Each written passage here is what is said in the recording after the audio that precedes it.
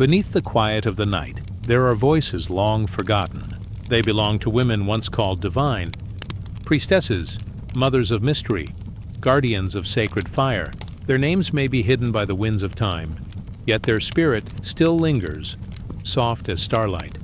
In this journey, we will drift across deserts, rivers, temples, and groves, visiting ancient cults where divine women were honored as living symbols of life, death, and renewal. Each story arrives like a lullaby, meant not to awaken your mind, but to soothe your soul, gently carrying you deeper into rest. Close your eyes, breathe slowly, and let the past wrap around you like a soft blanket of memory and myth. Tonight we walk among the forgotten divine women, and in their presence we find peace. If this journey helps your heart feel lighter, you may subscribe so you can return to these stories whenever sleep calls. And if you wish, share in the comments where in the world you are listening from. Our stories become even softer when we know they are shared under many skies. The night is fading. The stars still glimmer faintly, like tiny embers in the sky. But the horizon is already softening. The world is quiet. Only the hush of early wind moves across the earth. And here, in this sacred stillness, the priestess of dawn steps forward. She is not rushing. Her feet move with the rhythm of the earth itself. Bare skin touches cool stone, warmed only by memory of yesterday's sun. Her hands carry no weapons, no heavy burden, only a vessel of light, a small bowl carved long ago, holding the first glow of fire. Around her, the village sleeps. The animals breathe gently in their shelters. The fields are dark and still, but she walks toward the rising place of the sun, as she has done each morning, not for herself, but for all. In ancient times, before clocks, before towers, before cities rose into the sky, there were women like her. They were the keepers of the threshold between night and day. They were the ones who lifted their voices to greet the morning so that life would begin with blessing. The people believed that the sun itself listened, that the golden orb on the horizon heard the priestess and rose in answer to her songs. Without her prayer, the dawn might hesitate. Without her song, the light might not arrive. And so each morning, while others still dreamed, she rose. She stood in silence, waiting for the first pale shimmer of light. She let the hush of the earth enter her body until her own breath matched the slow rhythm of the sleeping world. You can almost see her now, a figure dressed in linen or in woven reeds, or in wool dyed the color of clay. Her hair is wrapped with cord or left loose to drift with the breeze. On her arms, simple bracelets worn smooth by time. She is both ordinary and divine, human and more than human. She carries the voice of her people. And when the first edge of the sun breaks the sky, she begins. Her voice is low at first, a hum, a whisper, something closer to the earth than to the air. It is the sound of water moving beneath stone, the sound of seeds breaking their shells. Then her song rises, slow as smoke, soft as mist. She sings to the sun, to the light, to the breath of day, not in words that need translation, but in tones that the heart remembers. The people trusted her. They knew that if she spoke, the world would wake in balance. Children would open their eyes with laughter. Farmers would step into fields with hope. Travelers would begin their journeys with courage. Her prayer was a bridge from dark to light, from silence to sound, from sleep to waking. This was her gift. Not power in the way of kings, not wealth in the way of merchants, but something older, something deeper. She was the dawn priestess, the one who carried the flame of beginning. Imagine now that you are near her. You are not far away, not separate. You sit at the edge of the stone circle where she stands. You feel the cool breath of the night still clinging to the earth. You see the faint blush of light touching the horizon. Your own body feels slow, heavy with rest, yet safe in the rhythm of this ancient moment. The priestess sings, and the sound moves through you. It is not loud. It does not disturb. It flows like a gentle stream around your heart. The sun responds. Rays stretch upward, fingers of gold spilling across the sky. The edge of night withdraws. The fields grow visible. The shapes of trees return. The first bird calls, as if remembering the song she taught it. This is what her ritual meant, that each day could be welcomed, that no day should be entered without grace. The priestess of dawn did not command the sun. No human could. But she reminded the people that light was a gift, and gifts are best received with open hands. When she lifted her arms to the sky, the village felt lifted too. When she bowed her head, the people felt their hearts grow softer. When her voice fell silent and only the sun remained, everyone knew they were part of something vast, something tender. Cultures across the earth honored women like her, in the valleys of Mesopotamia, in the highlands of Greece, in the desert temples of Egypt, and in the quiet shrines of forgotten tribes. Different names, different songs, yet the same rhythm. Always there were women at the edge of night, waiting for light. Always there were priestesses who carried prayers like seeds, planting them into the soil of morning. Sometimes she was seen as the mother of the sun, sometimes as his bride, sometimes as the sister of dawn or the daughter of heaven. The stories changed, yet the heart was the same. She was the bridge. She was the one who remembered that beginnings are sacred. The air grows warmer now. The sun has risen higher, flooding the stones with light. The bowl she carried glows with fire, kindled from last night's embers, now brightened by the breath of morning. She places it at the center of the altar. The flame flickers, answering the larger fire in the sky. Her song fades, but the silence that follows is not empty. It is full of light, full of peace, full of the gentle strength that comes only with the start of a new day. The priestess steps back. Her work is not finished, for the day has only begun, but her part is complete. The sun has been greeted. The world has been blessed.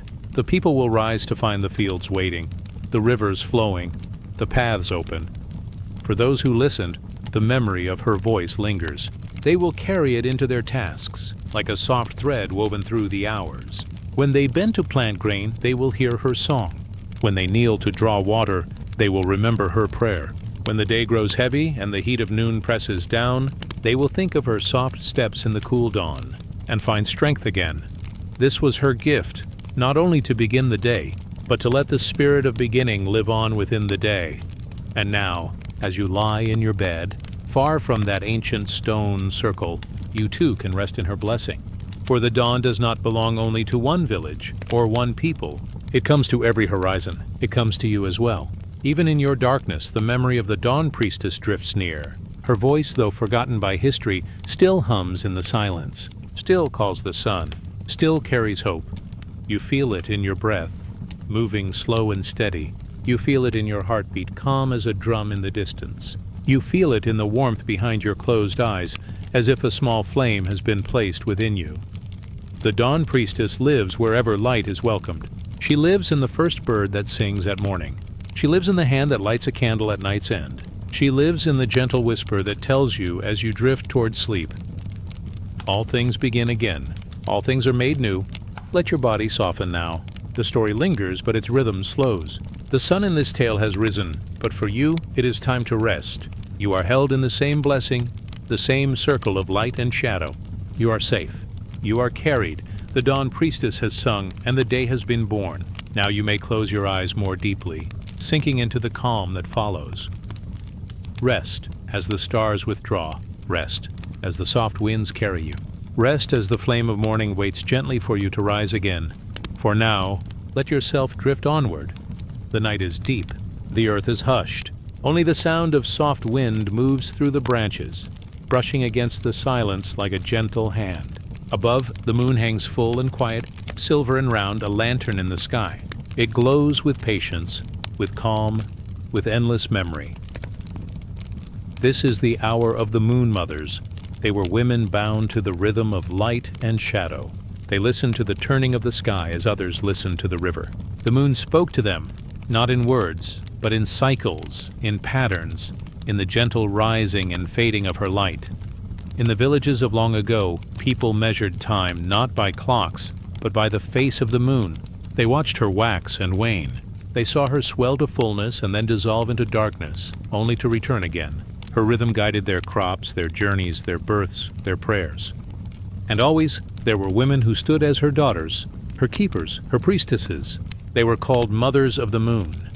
They tended to mysteries that could not be spoken in daylight. They carried wisdom that rose and fell like the tides, gentle yet powerful. You may see them now, if you let your mind wander into dream. A circle of women standing in a clearing. Their faces glow pale beneath the silver light. Each holds a vessel, a bowl of water, a bundle of herbs, a small flame cradled in clay.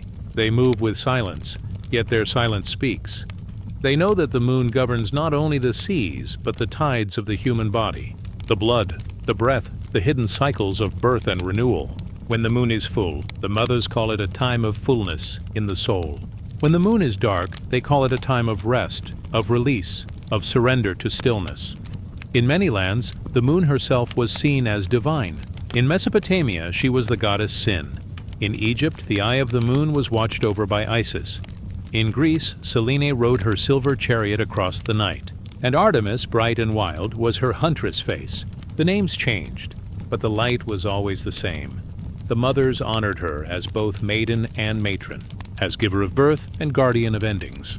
Her glow reminded them that life comes not as a straight path, but as a circle, a rhythm of appearing and vanishing, waning and waxing, just as the moon herself.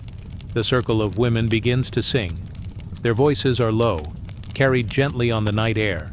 It is not a song of noise or triumph. It is slow, like a river moving beneath the earth. It is soft, like leaves drifting in the dark. Their words are simple, a prayer to the moon: guide the waters, guide the breath, guide the hearts of those who rest. The moon listens. Her face shines brighter, slipping through the branches, painting their skin with silver. The bowls of water in their hands shimmer with reflected light, as if holding the night sky itself. These mothers were keepers of secrets. They knew how the moon cycle matched the cycles of life. They knew that birth often came when the moon was round, and that endings often came when the night was dark. They did not fear this rhythm. They embraced it. For them, the moon was a reminder that nothing is final. Every loss is followed by return. Every darkness is followed by light. Every ending is simply a doorway for beginning. Imagine now the ocean, far away yet near in spirit. The waves rise, then fall, pulled by the unseen hand of the moon. The mothers knew this same pull guided the heart, that the human spirit, like the water, was never still. It moved with tides of joy, tides of sorrow, tides of rest, and tides of renewal.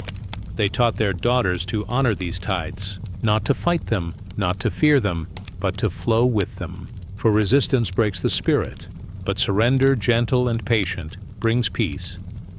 In some lands, the moon mothers guarded the sick. They would sit by the bedside of those in pain, holding bowls of water in which the moon's light shimmered. They whispered blessings into the water, then placed it on the lips of the weary. It was said that the moon's reflection carried healing, easing the fever, calming the restless breath. In other lands, they guided women through the mystery of birth. Their songs, their prayers, their steady presence were said to bring the child safely into the world, like a wave delivering a pearl to the shore. The mothers knew that both mother and child were under the moon's gaze, both guided by her silver hand. The night deepens. The stars are many now, small companions around the greater light. The circle of mothers still sings, their voices weaving into the fabric of darkness. Their words are not meant to be remembered, only felt. Like a lullaby, they exist only in the moment, carrying the heart gently toward rest. You too are held in their song. Though centuries have passed, the moon remains the same. Her light touches you as it touched them. Her cycle moves through your life as it moved through theirs. The mothers of the moon are never far away, for wherever the moon is seen, their memory lingers. Sometimes they were called healers, sometimes witches, sometimes saints, but beyond every name, they were simply guardians of rhythm, guardians of the gentle truth that nothing stays the same, and nothing is lost forever. The moon wanes, but she always returns. The tide recedes, but it always flows back. The child is born, the elder departs, yet life continues in a circle, soft, endless, forgiving. A cloud drifts across the sky now, veiling the moon. The clearing grows dim, yet the mothers do not stop their song. They know that even unseen, the moon is still there. Even hidden, her pull still guides the seas. Even covered, her cycle continues, and this too is their teaching. That faith is not only in what is seen, but in what is unseen. That the rhythm of life continues, even when the light is hidden. That the circle never breaks, their ritual closes. The bowls of water are poured back into the earth, returning the blessing to the soil. The herbs are burned, their smoke rising to the sky in silver curls. The women bow their heads, letting the silence return. The clearing is empty now. Only the sound of crickets remains. Only the whisper of wind through branches. Yet the echo of their presence lingers, soft as dew, gentle as moonlight on the skin. As you drift, Your breath follows the same rhythm. Inhale, like the tide rising. Exhale, like the tide falling. Full, like the round moon. Empty, like the new moon. Always returning, always flowing. The mothers of the moon stand at the edge of time, reminding you that your life too is part of this circle, that your sorrow will soften, that your joy will return, that rest is as holy as motion. Now the night deepens further. The stars glow more faintly. The moon climbs higher, steady and serene.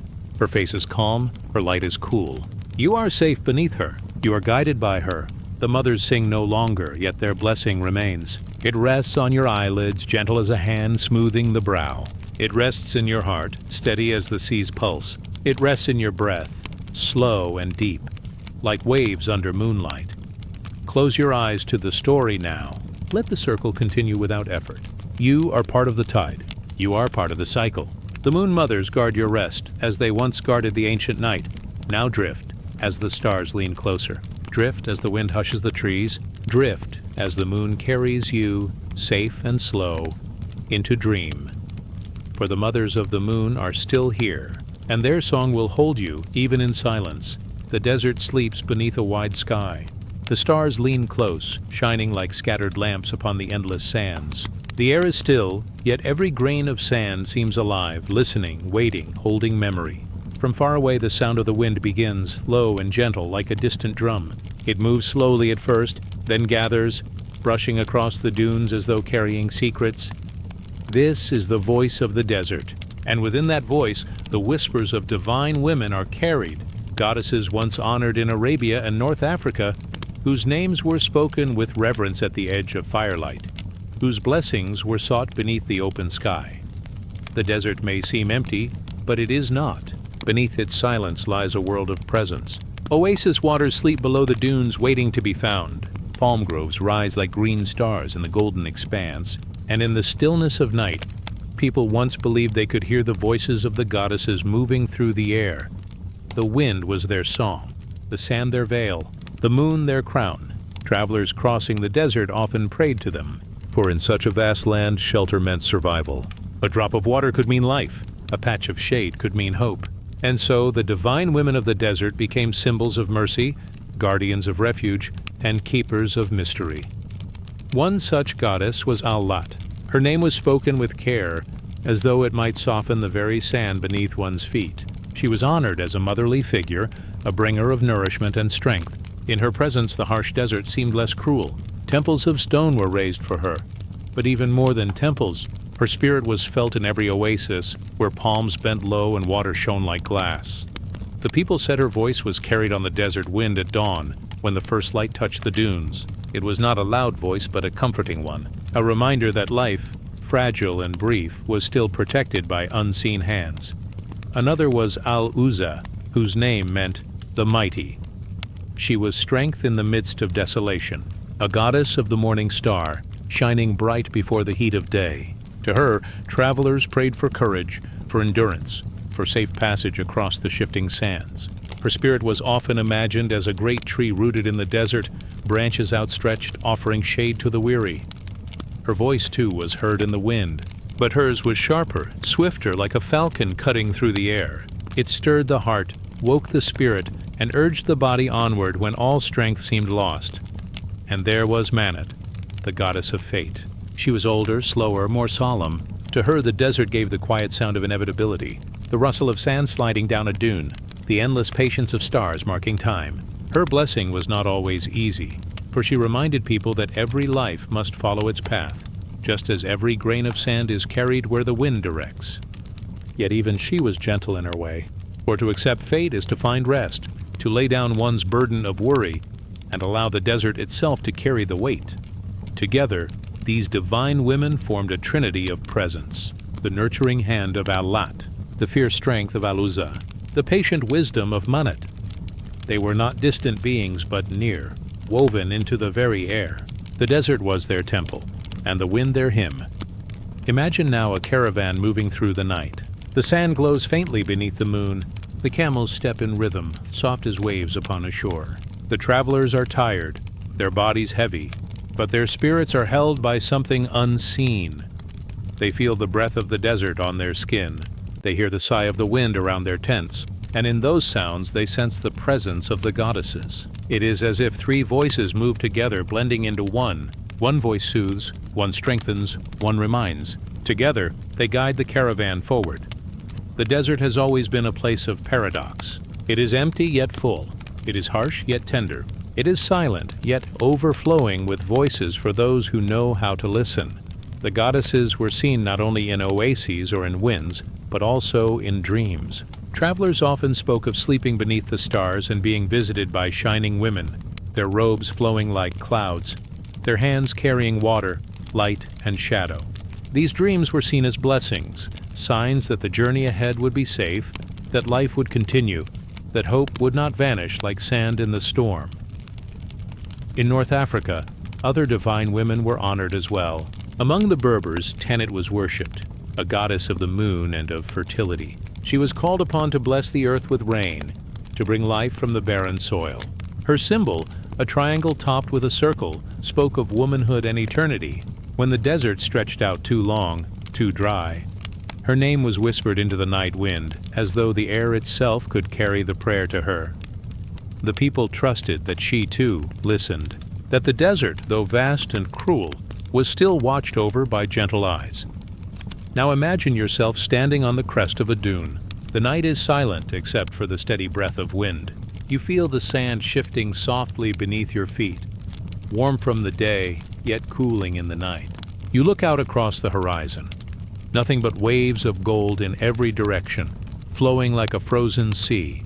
And then, as the wind moves past your ears, you hear it. A whisper, delicate and low. Not words you can name, but a voice that comforts. It feels as if someone is reminding you that you are not alone even here. That even in emptiness, there is presence.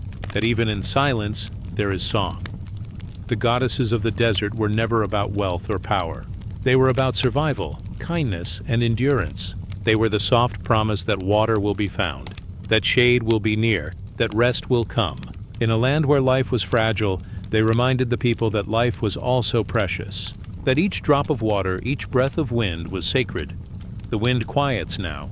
The desert grows still once more. The stars shimmer above, endless and calm. The voices of the divine women fade into the distance, but they are not gone. They remain in the silence, waiting for those who know how to listen. You too are part of this listening. As you rest, your breath becomes the wind. Your heartbeat becomes the slow drum of the desert, and the voices of the goddesses drift closer, carrying you deeper into calm. The night continues. The dunes hold their shape in shadow. The caravan rests, wrapped in blankets, dreaming beneath the sky. And somewhere, perhaps only in memory, the priestesses of the desert still walk.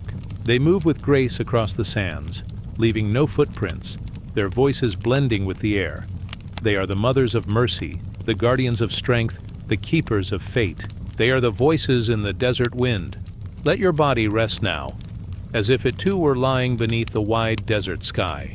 Let the wind move gently through your thoughts, carrying away the day. Let the stillness of the dunes cradle you, soft as a sea of golden pillows.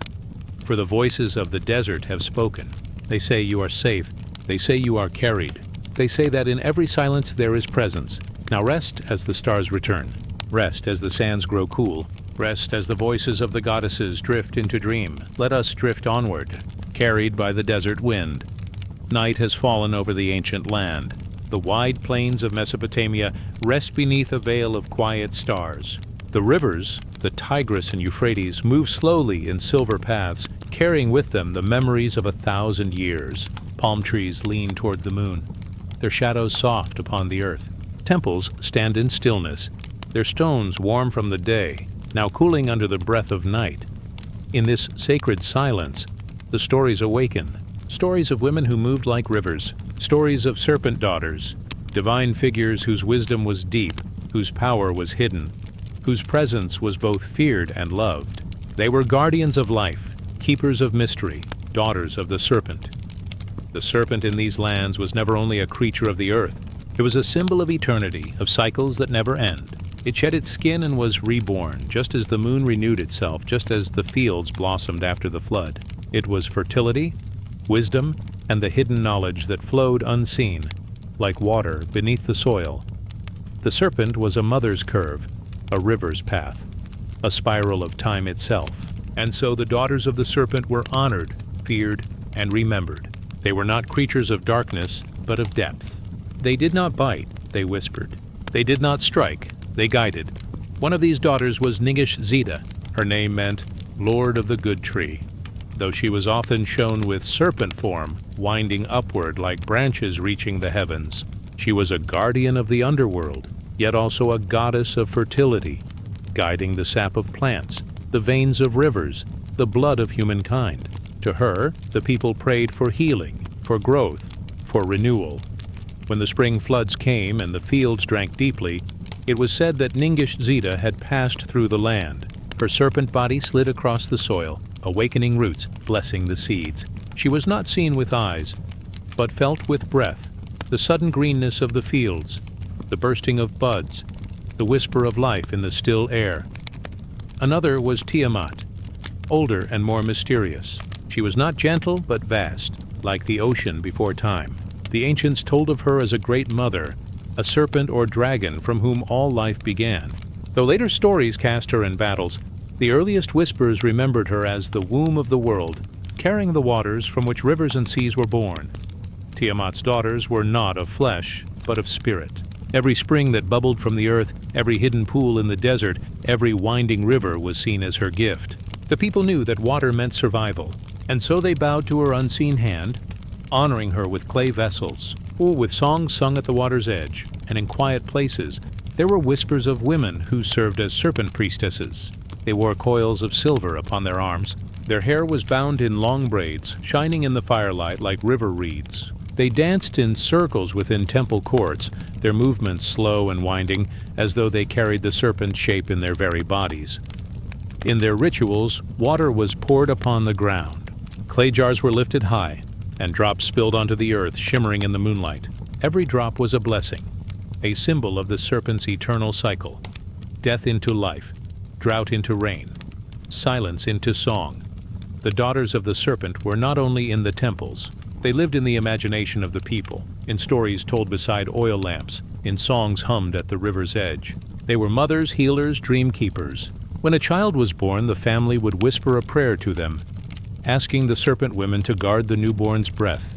When illness came, the sick were wrapped in cloth marked with spirals, as if the serpent's curve would draw out the pain and replace it with healing.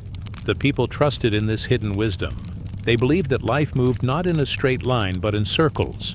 The serpent reminded them of that truth, everything returning, everything beginning again. Imagine now a night within one of those temples. The air is warm, filled with the faint scent of incense. A low drum beats like a heartbeat. Torches glow against the carved walls, where serpents are etched in stone, winding upward, never ending. In the center stands a priestess. Her arms rise slowly. Her bracelets glimmer like scales in the light. She begins to move, not hurried, but calm, her steps tracing circles upon the stone floor. Each circle widens like ripples in water, like time itself expanding. The people watching fall silent, breathing with her, as though drawn into the serpent's secret rhythm. In that stillness, it feels as if the veil between worlds grows thin, as if the serpent daughters themselves are present, gliding unseen, blessing the temple with their eternal wisdom. The serpent was also a bridge between realms. It lived close to the earth, yet was seen as a path to the heavens and the underworld alike. Its winding body was like a ladder, connecting what is above to what is below. The daughters of the serpent then were guides, carrying prayers from the living to the ancestors, carrying blessings from the gods down into the hands of humankind. They were messengers of cycles, keepers of passages. When one life ended, they whispered that another would begin. When the fields turned to dust, they whispered that rain would come again. When sorrow weighed heavy, they whispered that joy would return, like the green shoots after flood. The rivers themselves seemed to carry their presence. At night, the water shimmered under the moon, moving slowly, endlessly. Those who stood at the riverbank and listened closely could hear the soft hiss of the water against the shore. It sounded like breath, like a voice too ancient for words. It was said that the rivers were the serpent's body, stretched across the land, that within their currents the daughters swam, unseen but near, keeping the waters alive, keeping the earth fertile. To drink from the river was to drink from their hand. To bathe in the river was to be embraced by their eternal flow. Time moved slowly in Mesopotamia, just as it moves slowly now in this story. The people planted, harvested, sang, and prayed. They honored the serpent daughters not through fear, but through reverence. For in the serpent's winding shape, they saw the truth of their own lives. Not a straight path, but a circle, birth and death, drought and flood, silence and song. And in this circle they found peace, for what ends will always begin again. What is lost will always return, in another form, in another time. Now the night deepens. The stars shine brighter, mirrored faintly in the dark waters of the rivers. The temples grow silent, their fires dimming. Only the whisper of the wind moves through the reeds. The serpent daughters rest too, not gone but unseen. They coil within the silence, waiting for dawn, waiting for the next prayer, the next song, the next dream. For they are never absent. They are always moving, like the rivers, like the cycles, like the quiet breath of sleep. And you too are part of their circle. Your breath rises and falls like the serpent's winding path. Your thoughts flow and return, like rivers to the sea. Your body rests, yet renews itself, just as the serpent sheds its skin and begins again. The daughters of the serpent are near. They do not speak with words, but with presence. They hold you as the river holds its waters. They guide you as the moon guides the tides. They whisper through the silence, carrying you deeper into calm. Let the river of sleep carry you now. Let the serpent's wisdom wrap around you, gentle and soft. Let the cycles of breath, of heart, of dream move like quiet waves within you. For the serpent's daughters are watching. They bless your rest. They guide your night. They cradle your soul in their eternal rhythm. Now rest as the rivers flow. Rest as the serpent coils. Rest as the stars return. Let us drift onward. Into the deep waters of dream. The night is gentle in the hills of ancient Greece. The air is soft and filled with the fragrance of earth and leaves. The moon hangs low above the land, pale and calm, touching the stones and the olive trees with silver light. Cicadas hum in the quiet distance. Somewhere, water moves slowly, trickling from a spring, cool and clear. In this stillness, the olive groves stand like guardians. Their trunks are twisted with age, their roots deep and firm, their branches heavy with fruit that gleams beneath the stars. The olive tree was no ordinary tree in this land. It was a gift of the divine, a promise of peace, a symbol of life's endurance. And among these sacred trees, women kept watch. They were the olive grove priestesses, keepers of flame, keepers of oil, keepers of calm. They moved in silence beneath the branches, offering prayers as soft as the night wind. The olive tree had long been honored in Greece. It was said to be born of Athena herself, the goddess of wisdom. When the city of Athens was young, the gods each sought to give it a gift. Some offered riches, others strength. But Athena touched the earth, and from the soil sprang the olive tree, evergreen, enduring, and filled with gifts for humankind. Its fruit gave nourishment. Its wood gave warmth. Its oil burned in lamps, giving light to the night. And so the people cherished the tree as sacred, a living bridge between the heavens and the earth. The priestesses who served in its groves carried that sacred duty. They were guardians of peace, whisperers of blessing, mothers of calm. They poured oil in quiet circles upon the ground, honoring the roots. They lit lamps, their flames steady as stars, guiding the darkness into rest. Picture the olive grove at dusk. The sun has just slipped below the horizon. The sky glows faintly, painted in soft rose and fading gold. Shadows lengthen across the earth, and the trees seem to lean closer to one another as though sharing secrets. The priestesses walk slowly among them. Their robes are light, woven of simple cloth. In their hands, they carry small clay vessels of oil. One by one, they stop before the oldest trees, bowing their heads, pouring out a few drops at the base of each trunk. The oil seeps into the soil, glistening in the last light. It is an offering, a prayer for peace, a remembrance of Athena's gift. The air carries the faint, sweet scent of olives, mingling with the cooling breath of night. In the temples, too, the olive oil was sacred. It burned in golden lamps, flames that never slept. The priestesses tended these lights, walking softly across stone floors, refilling the vessels, trimming the wicks. The flame was not theirs, but the goddesses', and it was their duty to keep it alive. The light of these lamps was gentle, not harsh, not blinding, but warm and steady, like the glow of the moon. It filled the temple with a calm that eased the hearts of all who entered. Travelers weary from the road found comfort in its glow. Mothers whispered prayers for their children beside it. The olive oil flame became a symbol of safety, of stillness, of divine presence, and the priestesses, in their quiet devotion, became symbols too.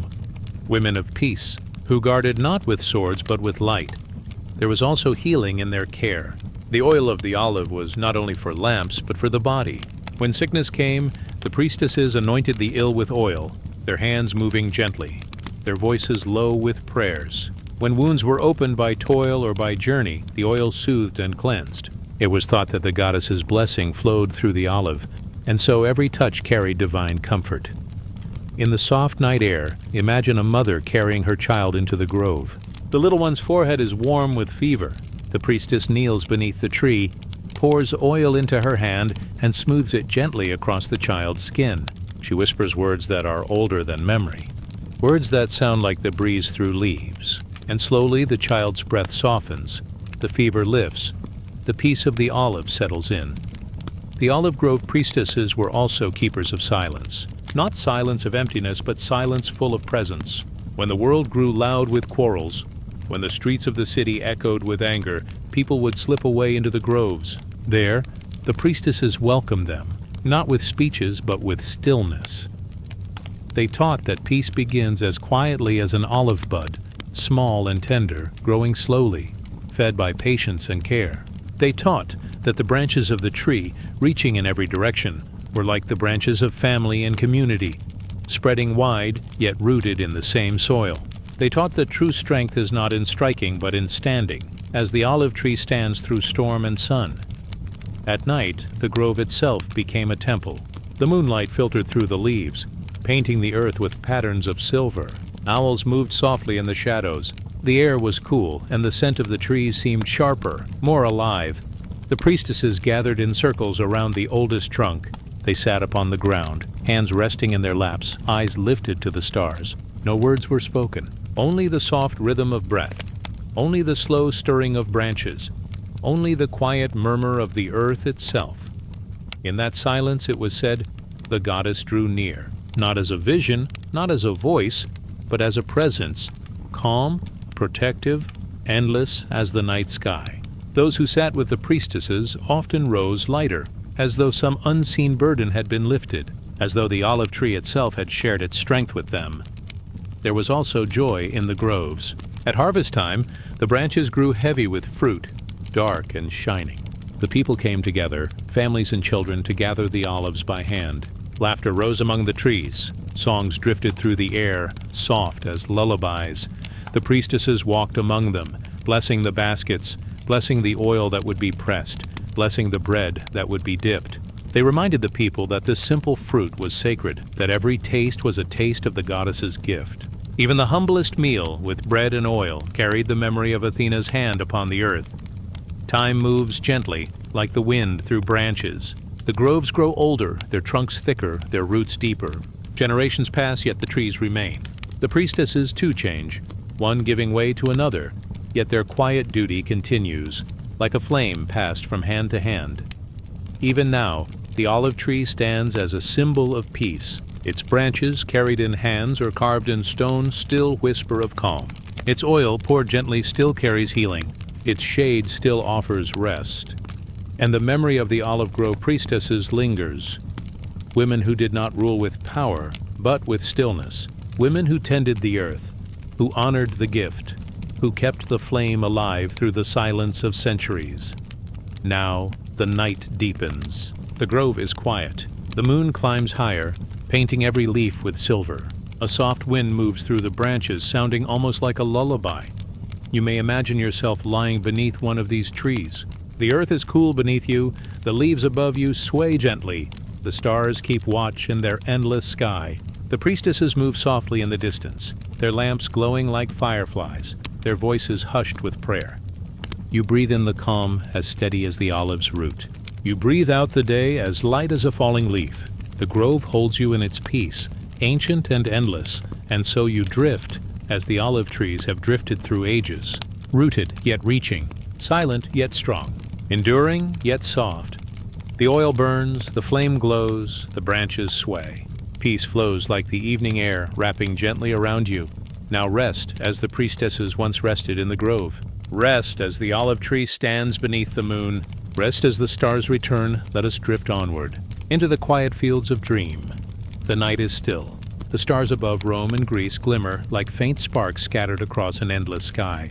The world feels hushed, as though it too is listening to the slow rhythm of ancient breath. Stone temples sleep under the moonlight, their columns pale and silent. And yet, inside their hearts, a fire still lives, not the wild blaze of battle, not the sudden crackle of storm, but a quiet flame, steady, patient, eternal. It waits in its hearth, glowing soft and golden. And in the calm of this glow, women move like shadows of peace. They are the guardians of flame, the keepers of the holy fire, the daughters of Hestia, the priestesses of Vesta. Their task is simple, yet greater than empires. They keep the fire alive, day after day, night after night, a fire that must never die. In Greece, they whispered her name as Hestia, goddess of hearth and home, not a queen of storms, not a warrior of steel. She did not call armies. She did not raise her voice. She was the warmth at the center of the house, the circle of comfort where family gathered, the small flame that turned stone walls into shelter. Every prayer in Greece began with her name. For without the hearth, there was no meal. Without the flame, there was no light. Without her spirit, there was no welcome. And so, though she never demanded crowns or temples taller than mountains, she was loved, quietly, deeply loved. Imagine her altar glowing in a simple home, olive wood placed gently in the coals, bread baking, its scent rising in the air, children falling asleep to the flicker of her fire. She was present in these soft and ordinary moments, not in thunder but in comfort. In Rome, her flame was carried into the heart of empire. Her name became Vesta, and in her temple, round as the earth itself, the eternal fire burned. The Vestal virgins, chosen from childhood, tended it with care. They walked softly through marble halls, white veils brushing their faces, their hands offering oil and incense. They lived apart, bound to the fire, their days measured by its glow. The Roman people believed that as long as Vesta's flame lived, so too would Rome. If the fire faltered, the empire trembled. If it shone bright, the empire was strong. And so in silence, the Vestals guarded it. Their service was their vow. Their vow was their life. Think of them now, as though you were drifting past their temple in the twilight. The great city outside hums with markets and chariots, but inside the round chamber, all is still. The hearth glows in the center, warm and breathing. The priestesses move like calm rivers, placing wood, whispering prayers, bowing their heads. No noise, no clamor, only the quiet crackle of sacred fire. This flame was more than warmth. It was a bond. It linked every Roman home to the heart of the city. It told each family, your hearth is part of a greater hearth. Your light belongs to a greater light. Your bread is baked in the blessing of an eternal fire. Flame has always carried mystery. It dances, it flickers, it consumes, yet it also protects. It can burn, and yet it can soothe.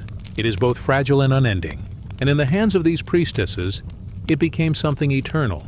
The fire was not only a tool, it was a soul, a spirit, a sign of continuity, of life passed from one generation to another, like the first spark struck from stone, like the first torch carried into a cave, like the first meal cooked in the dark. This fire remembered, and the women who guarded it were its memory. Picture the ritual in soft detail. Dawn begins. The city stirs. The temple doors open with a slow breath. The Vestals rise from their quiet chambers. They move in silence, robes trailing like waves. They tend the fire, removing ash, adding wood. They sprinkle flour and salt as offerings. And as the sun rises, the hearth is steady, ready to guide another day. Evening comes. The city grows quiet again. Stars shimmer.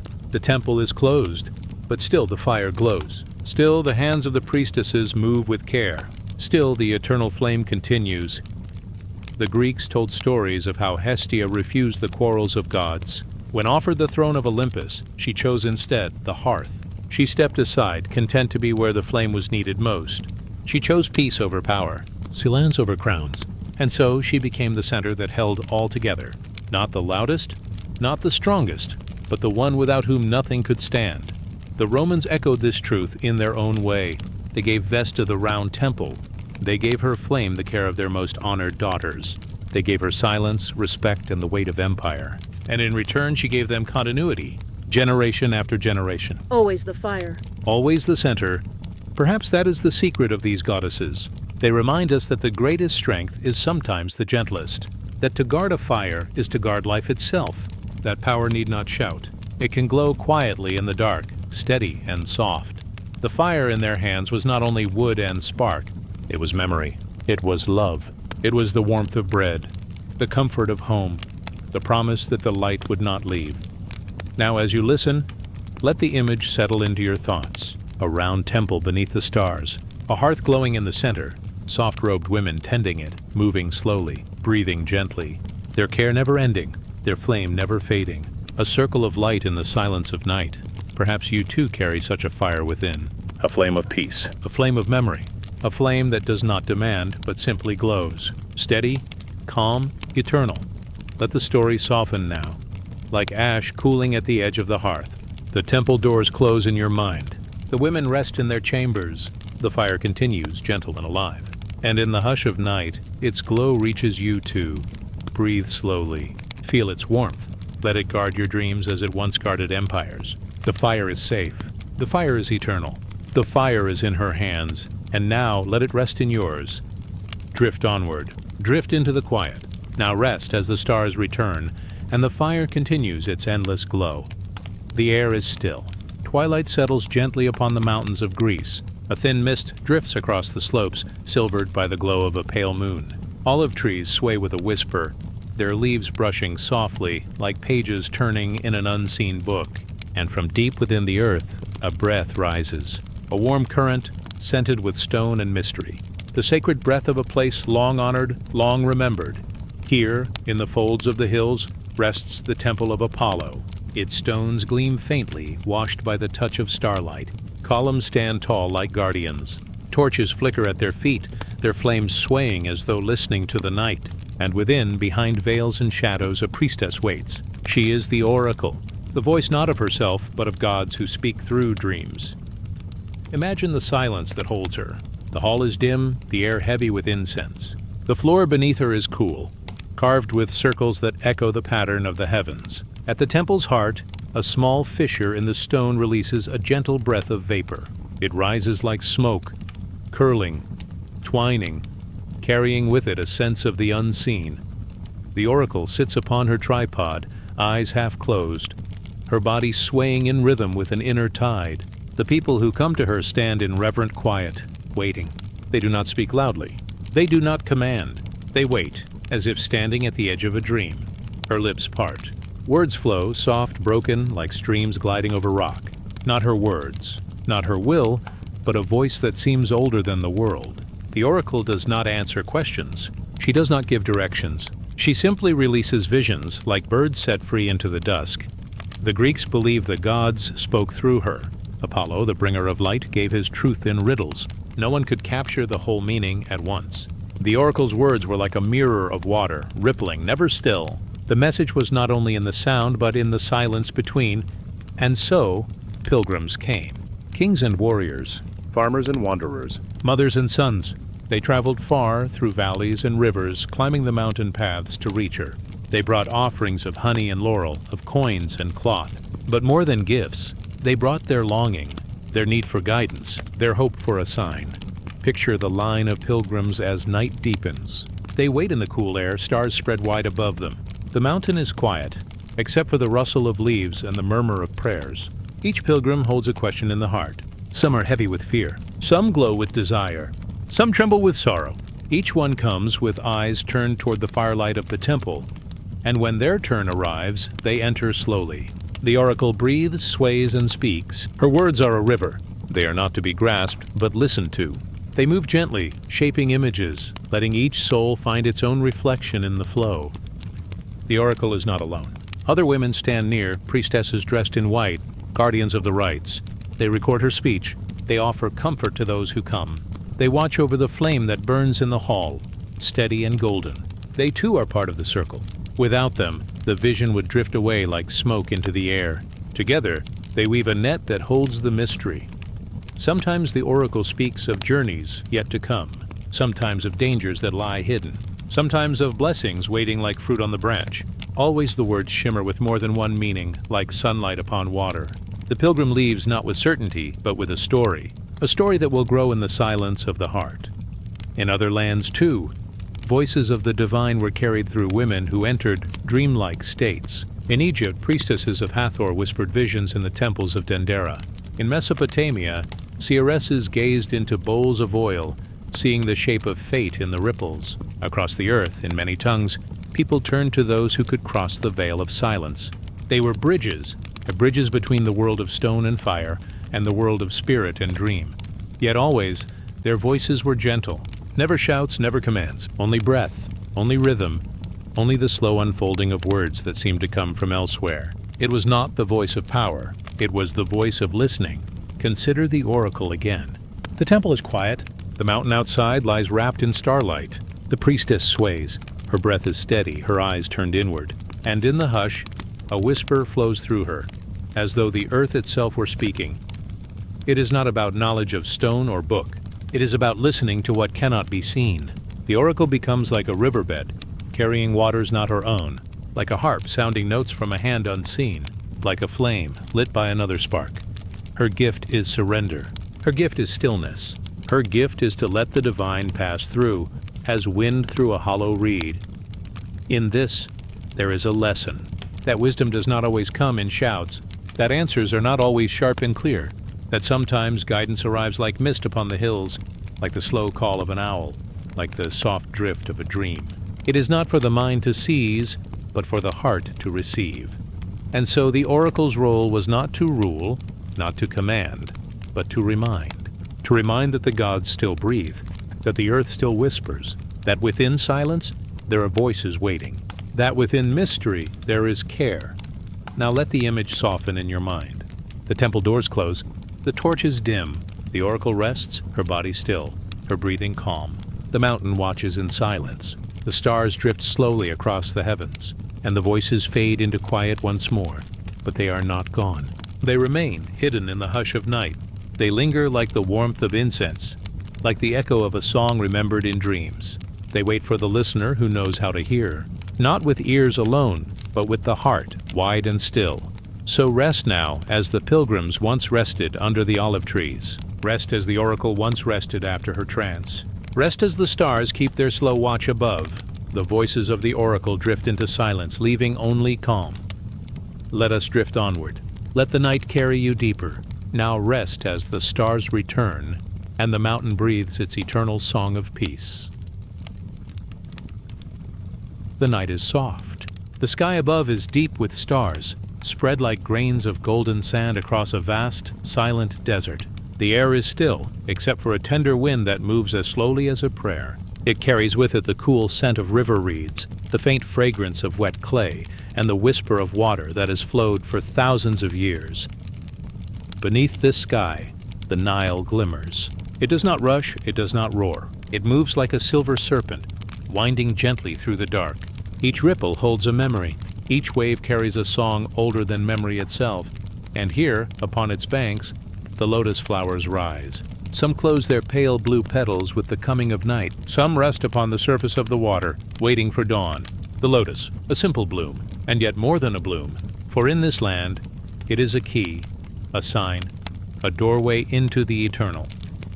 The people of Egypt saw in the lotus not just beauty, but mystery, a flower that sank into the water each evening, hidden beneath the surface, and each morning it rose again, unfolding its petals, offering itself to the sun as though it had been reborn. This gentle rhythm, sinking, rising, closing, opening, mirrored the breath of the world. It mirrored the journey of the soul, the passage from darkness to light, from silence to song. And so the lotus became sacred. It belonged to the gods and to the daughters of the gods. Priestesses carried it in their hands. Queens were crowned with its blossoms. Artists painted it on temple walls, carved it into stone, wove it into fabrics of gold. Everywhere the lotus appeared, whispering of rebirth, of beauty, of the Nile's endless flow. Drift closer now and listen. The temple torches burn low, their flames bending like reeds in the hush of the night. Inside, the walls are cool and wide, painted with colors that have not faded with time. The ceiling holds stars carved into stone, so that the people could walk beneath heaven, even within the earth.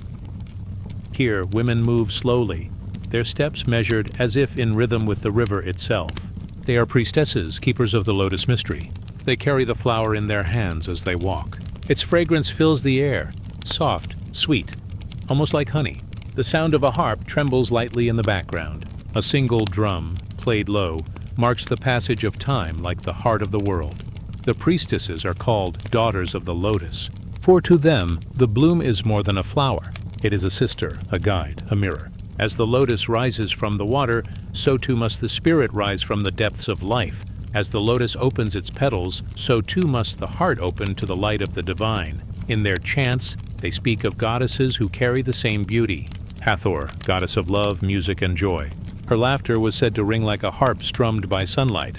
She was painted with the lotus in her hand, a gift of renewal, a promise of sweetness. They speak of Isis, the mother goddess, she who gathered the pieces of her beloved Osiris and gave him life again. She too was linked with the lotus, for she gave birth to light from darkness, to order from chaos, to life from silence. Just as the flower rises from the black mud of the Nile, so did Isis bring forth new beginnings from sorrow. And they speak of the sky goddess Nut. She arched her body over the earth, her skin a canopy of stars. From her came the sun each morning, rising as though from a lotus bloom. Each night she swallowed the sun into her dark belly, only to birth it again at dawn. In her, the lotus rhythm of rebirth was written across the sky itself. The daughters of the lotus knew these stories not as tales alone, but as breaths of truth. They moved through them like one moves through dream and waking, never quite apart. Each flower they touched carried within it the memory of the Nile, the power of the goddess, the promise of renewal. Picture the Nile now in its quiet fullness. It is night, yet the river seems to glow. Moonlight scatters upon its skin like silver coins. Frogs sing from the reeds, their voices soft and steady, a lullaby of the marsh. A heron lifts into the air, its wings unfolding in silence, its shadow gliding across the water. Farther out, a single lotus sways. Its stem is hidden in the darkness below, but its blossom leans gently toward the moon. The petals are pale as milk, curved like hands in prayer. It waits, it does not rush. The night may be long, but dawn will come. The bloom trusts this truth, as it has trusted for countless ages. The priestesses learn from this patience. They watch the lotus and see themselves reflected. They too sink into silence, into the depths of meditation. And from this stillness they too rise again, their minds filled with light, their voices carrying sacred hymns. Imagine yourself there, near the water's edge. The earth beneath you is cool, the breeze gentle against your skin. You lean close to the river and see the reflection of the stars quivering on the surface. The world feels endless, yet close, as though the sky and the water are speaking in secret. The daughters of the lotus sit nearby. They chant softly, their voices like flowing water. One voice rises, another follows, until the sound becomes a weaving of threads, a fabric of sound that wraps gently around the night. Their hands lift the lotus blossoms, and for a moment the flowers seem to glow in the starlight. Not with fire, not with flame, but with the soft breath of life itself. Each chant carries a promise. That death is not the end. That darkness holds within it the seed of light. That beauty once hidden always returns. These are not words to be proven or debated. They are songs of the heart, sung slowly, sung gently, to guide restless souls into peace. And so the night drifts on. The river flows, patient and eternal. The stars move overhead in their great circle, and the lotus, queen of the water, waits for the morning sun. When dawn comes, the first light touches the horizon. The sky blushes with soft pinks and gold. Birds stir in the reeds, their wings shaking off the cool of the night. The lotus begins to stir as well. Its petals tremble and slowly, gently unfold. The flower opens itself to the world once more, a silent hymn, a living prayer. The priestesses bow their heads as they see this. For them, it is no simple sight. It is a vision of eternity, a reminder that life flows in cycles, that endings are but hidden beginnings, and that beauty, like the lotus, never truly fades. Let this vision stay with you now. The river moving endlessly, the stars resting above like gentle eyes, the lotus blooming with calm and steady grace. The daughters of the lotus whispering their hymns, their voices melting into the wind. Breathe with this rhythm, sink like the flower into still waters, rise like it toward the morning light. Open your spirit as the petals open, slow and soft, to the warmth of the sun. Now rest, as the night folds itself around you. Let the river carry you. Let the stars watch over you. Let the daughters of the lotus guide you into dreams where every ending is a beginning, and every breath is a gentle return. And so we drift onward, into silence, into stillness, into sleep. The night begins softly. The air is cool, touched by the faint scent of pine and damp earth. Above, the sky is wide and clear, a deep blue curtain stitched with slow-moving stars. The world is hushed, as though listening. Only the murmur of leaves brushed by a gentle wind disturbs the silence. In this quiet, you walk deeper into the wilderness. The path is faint, almost hidden beneath moss and roots. Each step sinks lightly into the soil, and the ground feels alive beneath your feet. Somewhere far off an owl calls, its voice low and steady, like a guardian of the night. The forest seems endless, yet kind, stretching in every direction like a cradle of shadows and silver light. This is the realm of the mothers of wild beasts. Here, in forests, on mountainsides, and across the hidden valleys of the earth, divine women were honored. They were seen as keepers of wilderness, protectors of animals, guides of hunters and wanderers alike. Their power was not of walls or cities, but of untamed places, where the wind is free, where rivers carve their own paths, where creatures move without chains. Among them, Artemis shines like a moonbeam through branches. Daughter of the sky god and twin of the sun's bright archer, she was born beneath the veil of night. From her earliest breath she belonged to the wild. Legends say she asked for freedom, freedom to roam forests, freedom to guard young creatures, freedom to remain forever in the company of nature. And so she was granted her bow, her hounds, her silver light, and the endless companionship of mountains and trees. When the Greeks looked upon her, they saw the quiet dignity of the wilderness. She was not soft in the way of city goddesses, not draped in jewels or heavy crowns. Instead, she wore the short tunic of a huntress. Her crown was the crescent moon, her jewels the dew upon morning leaves. She was a mother not of children alone, but of deer, of wolves, of every beast that ran free beneath the open sky. Now the forest around you feels touched by her presence. Branches sway more gently. A deer steps softly into a clearing, lowering its head to drink from a pool lit by moonlight. The water trembles, and in its ripples, one might almost see her reflection. A tall figure, bow in hand, eyes steady as starlight, moving with the quiet grace of a panther. But the mothers of wild beasts are not of Greece alone. Far to the east, older than Artemis, rose the image of Cybele. She was called the Great Mother, the Mountain Mother. Her throne was the cliffside, her crown the turreted wall of nature's endless power. She was honored with the sound of drums, deep and rolling, echoing like thunder across valleys. Her chariots were pulled not by horses but by lions, proud and fierce, yet tamed by her touch. The people who worshipped her saw in her the unbroken rhythm of wilderness. They saw forests rising and falling, rivers swelling and sinking, beasts hunting and resting. In all of this, she was present. Her hands shaped the flow of untamed life. Her eyes watched over cubs in their dens, birds in their nests, wolves on their nightly runs. Listen closely and you may almost hear her music. Drums beating softly in the distance, the sound does not alarm. It is slow, steady, like the pulse of the earth itself. Each beat reminds the listener that they belong not only to villages or cities, but also to the vast breathing wilderness that surrounds them. Other lands, too, honored such mothers. In the hills of Anatolia, women prayed to the mistress of animals, a figure carved into ivory and clay. She stood tall, with beasts at her side, often lions or leopards, symbols of power and protection. She was the bridge between human and wild, a reminder that both lived beneath the same sky. Both drank from the same rivers. In Crete, long before Greek temples rose, priestesses lifted their arms in dances of devotion. Snakes coiled in their hands, not as threats, but as sacred symbols of renewal and Earth's endless life. To them, the wild was not an enemy to be feared, but a sister, a source of wisdom and rebirth. Every bird that took flight, every animal that roamed was part of the great song of the mother. Now the forest deepens. The moon drifts higher, casting silver across the tree trunks. The shadows are soft, not frightening.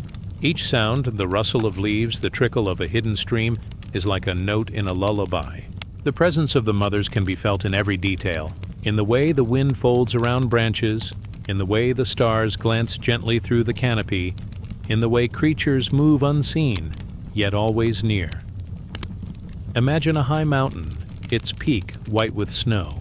The sky above is vast, blue by day, black and jeweled by night. There, too, the mother of wild beasts dwells. She is the breath of the storm, the silence of the stone, the guardian of eagles who nest in the cliffs. She is not bound to one form or one name. She is Artemis, she is Cybele, she is the unnamed goddess carved by hands, now long turned to dust. She is all who guard the wild. The people who honored her brought offerings not of gold, but of simple things: honey, milk, bread, flowers gathered from meadows. They sought her blessing for safe journeys, for healthy herds, for balance between humankind and the untamed world. For they knew that to live well, one must live in harmony with the beasts and the forests, not against them. The night thickens now, rich and calm. The forest is not a place of fear, but of deep rest. The mothers walk silently through the trees, unseen yet always near. Their presence is felt in the calm breath of the sleeping stag, in the rustle of a fox turning in its den, in the gentle beat of an owl's wings above. You too are watched over. You too belong to this gentle wilderness. The rhythm of the forest is your rhythm. The breath of the earth is your breath. As the mothers of beasts cradle every creature, they cradle you as well. Now the drums of Cybele fade into silence. The silver bow of Artemis lowers, resting beside her. The stars drift slowly across the heavens, their light softened by the mist of night. And all around, the forest grows still, wrapped in quiet peace. Let this peace surround you. Let it fill your chest like cool night air. Let it cover you like a blanket of leaves and starlight. The mothers of wild beasts are near, watching, protecting, guiding you gently toward rest. And so, the wilderness closes its eyes. The mountains settle into their silence. The rivers slow their song. The beasts curl into sleep, safe beneath the gaze of their mothers. Now rest as the stars return. Now drift as the wind softens. Now sleep as the forest whispers its eternal lullaby. Let us drift onward, into stillness, into silence, into dreams. Night opens its quiet arms once more. The air is heavy with stillness, as though even the stars have slowed their shining. You stand at the edge of an ancient temple, where walls of stone have grown soft with moss, and where the silence is broken only by the faint trickle of water. A pool lies near, catching the silver glow of the moon, rippling gently like a mirror disturbed by hidden breath. It is here, in this still and sacred place, that the stories of sacred tears begin. Throughout ages long gone, women were chosen to be mourners. They wept not only for the living, but for the gods themselves. In their grief, they carried voices older than memory. Each tear became a prayer, each cry a bridge between earth and heaven. In their weeping, sorrow was not weakness, but power. A force that carried loss into renewal, and death into the promise of life again. Listen closely, and you may hear their soft cries lingering across the centuries. They rise like a sigh of wind through the reeds, like the sound of rain against stone. Their mourning was never empty, for it shaped the hearts of those who listened. It reminded all that sorrow is part of the circle, that even in grief there is a seed of beginning. In Egypt, the mourners of Osiris gathered at the river. Osiris, god of green life and harvest, had been torn apart by death. The earth mourned, and so did his people. It was Isis, his wife, and Nephthys, his sister, who first wept for him. Their tears were said to flood the Nile, carrying new waters into dry lands. With every tear that fell, life returned. The river swelled, fields were nourished, and crops grew once more. So their sorrow became more than grief. It became the very breath of rebirth. Imagine them now, two divine women standing beneath a pale moon, their voices carrying over the still waters. Their cries rise and fall like waves, deep and aching, yet filled with love. Around them, priestesses kneel, swaying gently, their own tears joining the divine. They do not hide their faces. They do not resist the flow of sadness, for here grief is holy. Here, tears are sacred. Far to the north, in the shadow of Greek temples, another group of mourners gathered. They wept for Adonis, the beautiful youth struck down too soon. Every year his death was remembered. Women cried out, their laments echoing in the streets, their voices rising with the hot summer wind. They planted small gardens in shallow pots, seeds that sprouted quickly and withered just as fast. These were the gardens of Adonis, living and dying in a breath of time, just as he had. Through sorrow they honored him, and through tears they kept his story alive. The women who mourned were not weak nor passive. They carried the memory of gods in their voices, in their bodies, in their flowing tears. Without them, the myths would fade. Without them, the cycles of dying and rising would lose their breath. In their weeping, the world remembered. Somewhere far away, in the ancient lands of Mesopotamia, the women of the temples of Inanna and Tammuz lifted their songs of grief. Tammuz, the shepherd, descended into the underworld, leaving the earth barren and dry. The mourners gathered, their chants long and slow, their tears flowing like streams. They believed that only through their sorrow could he return, that their cries would soften the heart of the underworld queen. And so, through mourning, spring was born again. Close your eyes now and picture the sacred rituals. A circle of women draped in linen, standing beneath the shadow of tall stone walls. In their hands, small vessels of water, poured gently onto the earth as offerings. Their voices blend, soft and sorrowful, moving like currents of air. The sound is low, like a lullaby sung from the depths of grief. And as the sound rises, one can almost feel the world listening, the earth pausing, the air leaning close. In these tears, something profound was revealed. Grief was not only an ending, but a path to renewal. The mourners showed that sorrow could transform. It could water the dry soil. It could awaken gods from death. It could remind humans of the fragile, tender bond that tied them to the divine. The temple grows quieter now. The cries fade into echoes, lingering only as a soft hum, like the memory of rain after a storm. The pool of water before you reflects the stars once more. You see ripples, as though unseen hands have touched its surface, leaving traces of their tears. In every culture, the mourners held a sacred role. They were keepers of sorrow, carriers of memory. They stood between the living and the dead, between the mortal and the divine. And though centuries have passed, their presence is not lost. Their tears still flow in rivers, in rains, in the quiet sighs of night. Now, let yourself rest in this gentle truth. Sadness is not something to fear. It is part of the great circle, part of the endless flow. Just as the Nile carried the tears of Isis, just as the gardens of Adonis bloomed and withered, just as the laments of Mesopotamia stirred the gates of the underworld, so too does sorrow move through you. And like them, it carries seeds of renewal. The night deepens. The stars soften. The pool of sacred tears lies still, reflecting your calm breath. You feel the quiet presence of the mourners near, their voices no longer crying, but humming softly like a lullaby. They bless you with stillness. They bless you with peace. They remind you that you are not alone in grief and never alone in rest. Now the temple fades into the shadows of dream. The cries turn into whispers. The whispers turn into silence. And silence becomes the blanket of the night. Let us drift onward.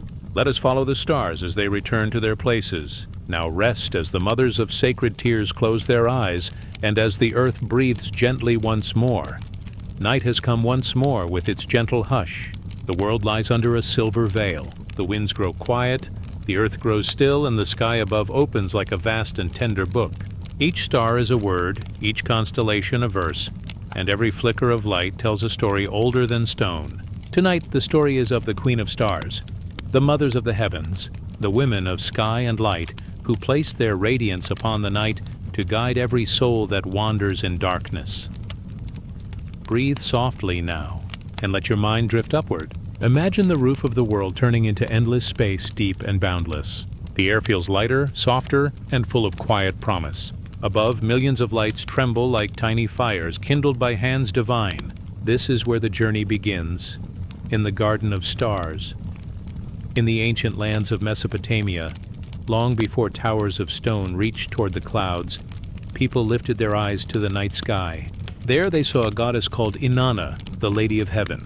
Her star was Venus, the bright morning and evening light. She was not only a queen of the stars, but also a guide for hearts, shining at dawn to mark the day's birth, shining at dusk to soften the day's end. The people whispered prayers to her, believing her glow reminded them that no path was ever lost, and no night was ever endless.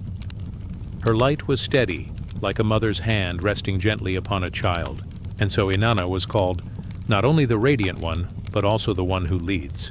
To those who felt adrift, her star was the promise of return. Far to the west, in Greece, another goddess held the sky. Her name was Nyx, the night herself. She was said to be older than the gods, born before the sun or the earth. Wrapped in a cloak of shadow, she moved silently, scattering stars like seeds across a dark field. Some said she carried them in her hands, others that they shone from her hair as she glided across the sky. Though she was vast and mysterious, the ancients felt no fear of her.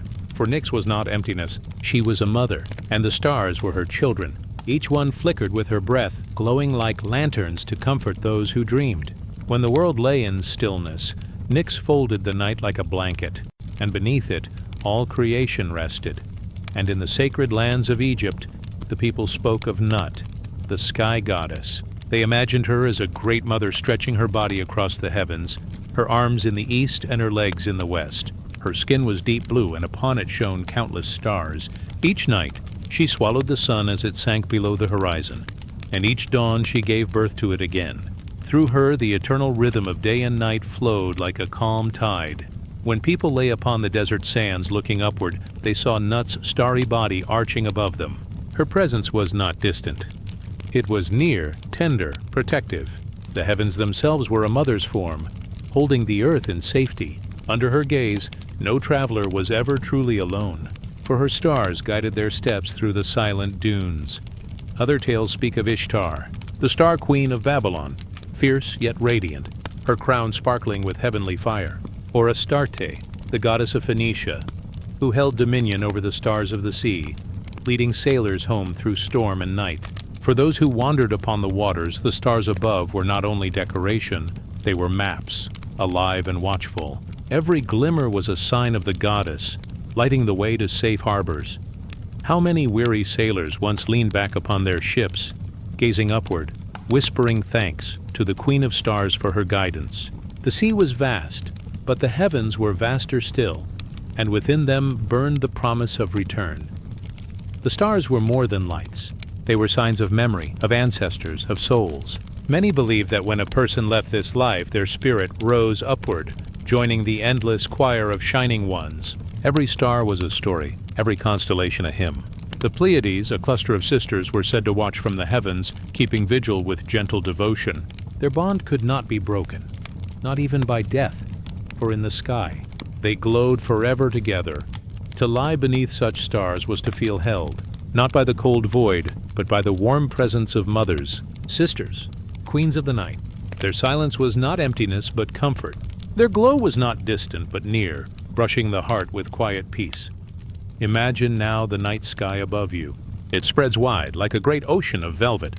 The stars shimmer, countless and unbroken. Some shine bright and steady. Others tremble gently, like candles in a breeze. The longer you gaze, the more you feel their rhythm. Soft, eternal, like breathing. The Queen of Stars is there, though she has many names. Sometimes she is Nut, sometimes Nyx, sometimes Inanna or Astarte. Sometimes she is unnamed, present only in the hush of night itself. She does not speak in words, but in light. Her voice is the silver silence between one breath and the next. Her touch is the glow that falls softly on still waters, or the sparkle that rests upon mountain snow.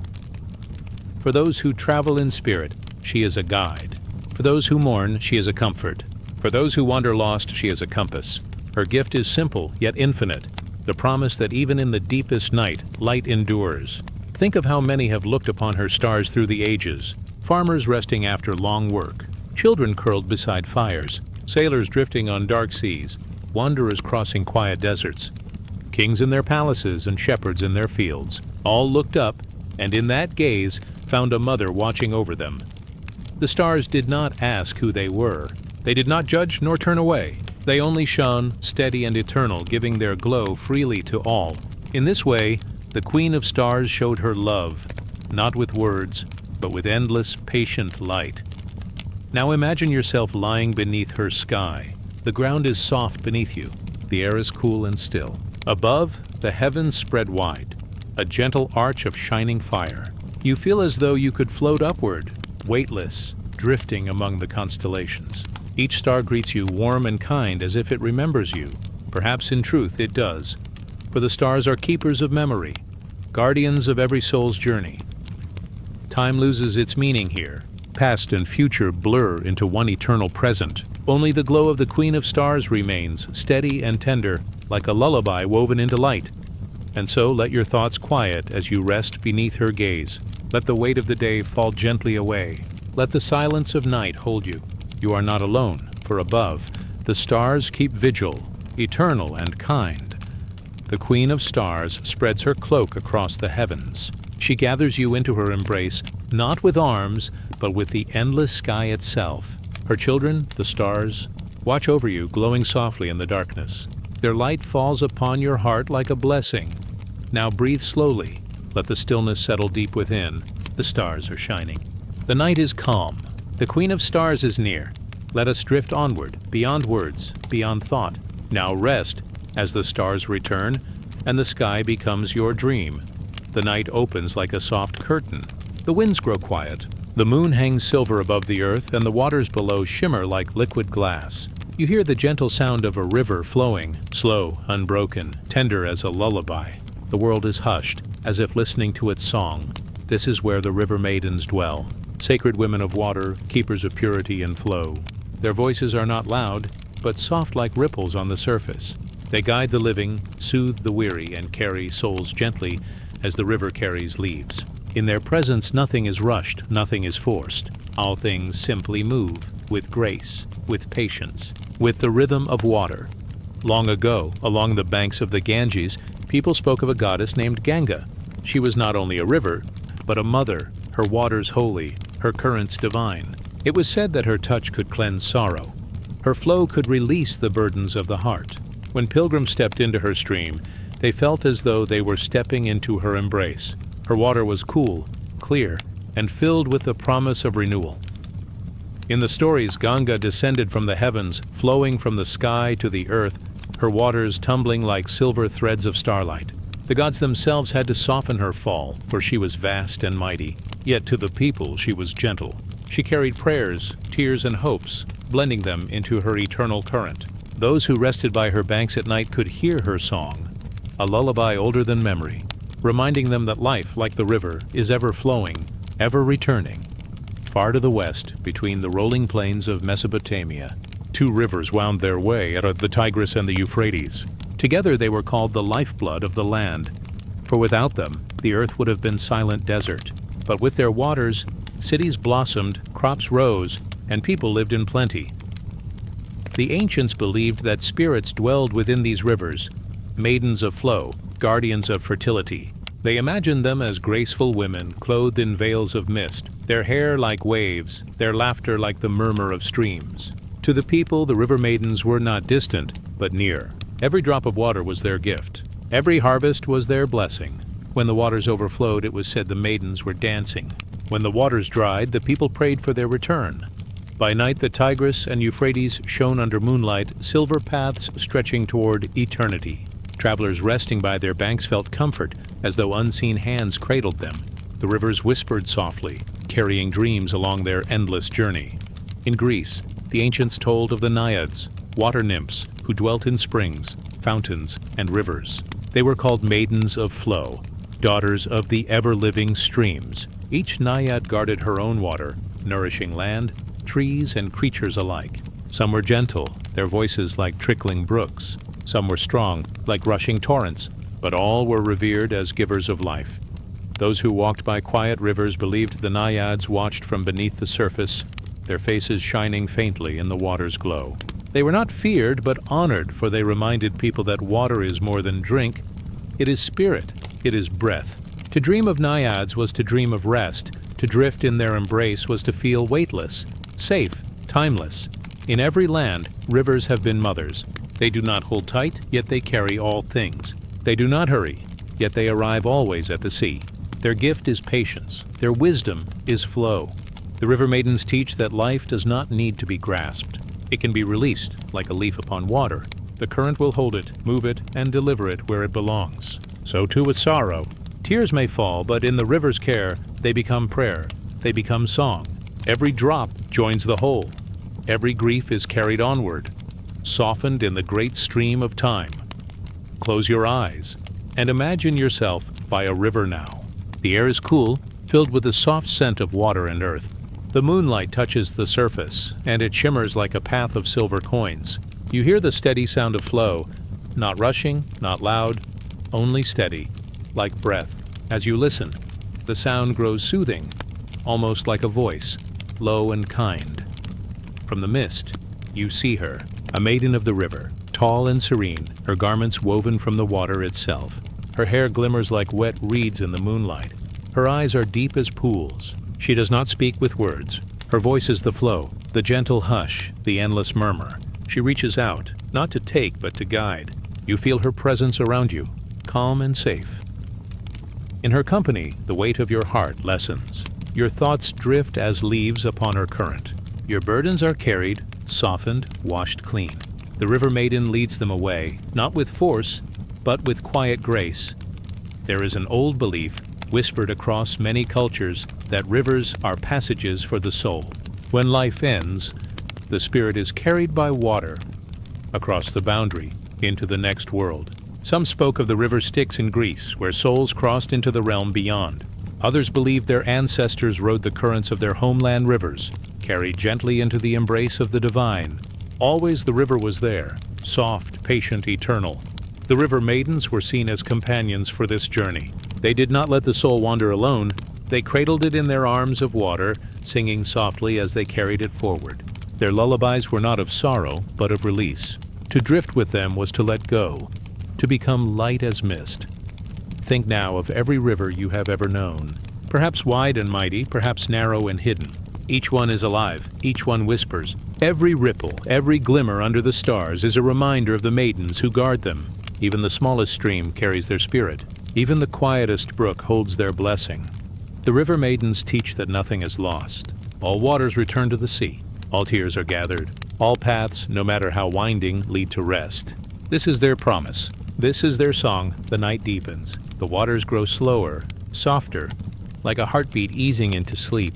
The stars shimmer above, reflecting in the flowing mirror of the river. The maiden stands beside you still, her gaze tender, her presence unshaken. She whispers in the language of water, "Rest now, flow now, drift now." Her voice becomes the sound of the river itself. You lie back upon the soft earth, the cool breeze brushing your skin. The river sings, its sound folding into the silence of night. Your breath slows, matching its rhythm. Your thoughts dissolve like stones sinking into clear water. All that remains is the current, steady, gentle, eternal. The river maidens are near. They cradle your spirit as the waters cradle the moon. They carry you, softly, endlessly, into peace. Let us drift onward, following their current. Let us rest as the rivers return to the sea, and the night holds us in its gentle flow. The night is still. The stars float like lanterns across the velvet sky. A soft wind passes, carrying the faint scent of herbs and warm earth. You hear distant drums, not loud but steady, like the slow rhythm of a heartbeat. And there, in the glow of firelight, women gather in a circle. Their voices are hushed. Their hands are gentle. They are the midwives, guardians of the threshold between worlds. For as long as memory flows, midwives have been honored as sacred keepers of life's passage. Not warriors, not rulers, yet their power was deep. They were trusted with the first cries of new life, with the first breaths that joined spirit to body. In their hands rested both the safety of mothers and the blessing of infants. Every birth was a mystery, every birth a doorway. The midwives were those who stood at that doorway, steady as stone, tender as water. They whispered prayers. They sang songs older than words. They carried charms, herbs, and blessings, but above all, they carried wisdom. In many lands, they were seen as divine servants, as holy women chosen to weave spirit into flesh. In Egypt, people spoke of Taweret, the great goddess with the form of a mother and the face of a gentle beast. She was the guardian of women in labor, protector of the womb, and defender against fear. Her figure was carved upon amulets set beside beds, placed where mothers rested. The midwives of Egypt called upon her name when labor began, for they believed she stood beside them, steady and unshaken. Her power was not fierce in battle, but fierce in love. She was the strength of the mother, the comfort of the child, the calm presence that soothed the storm of pain. In the dim light of an Egyptian chamber, you can imagine the scene. The river Nile flows not far beyond the walls. Inside, the air is filled with incense, soft and fragrant. The midwives move with care. They press warm cloths. They hold the mother's hand. They whisper words of peace. And when the first cry rings out, they smile, for the goddess has blessed the moment. The circle is complete. Life has entered. Far across the seas in Greece, another figure watched over the birthing chamber. Eileithyia, daughter of Hera, goddess of childbirth. She was called with candles, with prayers, with offerings of honey and milk. Her presence was both feared and loved, for she held the power to open the womb or to delay its passage. The midwives of Greece did not see themselves as separate from her, but as her hands upon the earth. When they tied threads, when they washed the infant, when they soothed the mother, they believed it was Eileithyia working through them. In small homes, by firelight, Greek midwives would gather. They placed olive branches above the bed, symbols of peace and blessing. They sang slow songs, their voices blending into the hush of the night. Each cry, each sigh was met with patience. When the child emerged, they lifted it with reverence, raising it as though showing it first to the goddess before passing it into the arms of the mother.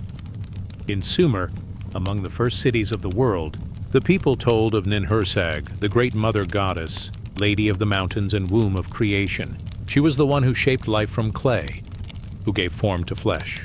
The midwives of Mesopotamia called her name during birth, believing her spirit flowed through their touch. They pressed cool water to the lips of mothers, offered bread and dates as sacred gifts, and watched the heavens for signs. They knew that each child carried not only breath, but destiny. Their task was not only to deliver, but to bless, to guide, to welcome with sacred care. Always the circle of midwives was more than hands. It was a weaving of voices, a song of strength. Birth was not seen as silence, but as ritual. Women gathered, mothers, sisters, elders, together forming a circle around the one giving life. They chanted softly, sometimes words, sometimes sounds that were only breath. The rhythm carried the mother through the waves of labor, steady as the tide. When the infant came, the circle welcomed it with open arms, as if the whole community was there at the doorway, waiting. The midwives did not end their work with birth. They washed the child in bowls of warm water, whispering blessings as the water touched skin. They wrapped the baby in cloth woven with care, laying herbs of protection nearby, sage, myrrh, or sweet-smelling flowers. They marked the forehead with gentle touches, as if sealing the spirit into the body. They prayed over the mother too, rubbing oils into her skin, feeding her broth, singing her into rest. For both mother and child were seen as fragile flames, needing care until their strength grew bright. In many cultures, the midwives also served as mourners, standing at the other doorway when life slipped away. They understood both entrances, both passages. To them, birth and death were mirrors. One began with a cry, the other with silence. Both were sacred. Both were watched over with tenderness. Imagine now the sound of their circle. The night is quiet, but inside the room the midwives hum. The tone is low, steady, endless, like the hum of bees, like the drone of distant drums. It rises and falls, matching the breath of the mother. The circle is not broken. Hands pass bowls, cloths, herbs. Hands wipe tears, hold fingers, smooth hair damp with sweat. The midwives are constant. Like stars above, they remain, unshaken, guiding through the passage. The river maidens carried souls across waters. The midwives carried them into breath. Both served as guides, both as guardians. Both taught that no passage was faced alone. Always there are hands waiting. Always there are voices singing. There is a deep truth hidden in their art. Life enters the world not with thunder, not with fire, but with breath. The smallest sound, the tiniest cry, holds within it the whole of existence. The midwives understood this. To them, every infant was a universe, every mother a vessel of eternity. Their work was holy, not because it was grand, but because it was humble. They did not seek temples or thrones. Their temple was the body. Their altar was the bed of birth. Their prayer was the cry of new life. Close your eyes now. Imagine a circle of women around you. Their presence is calm. Their hands are warm. They do not rush, they do not judge. They simply hold space. Their voices murmur in the background, soothing as a lullaby. You feel safe. You feel carried.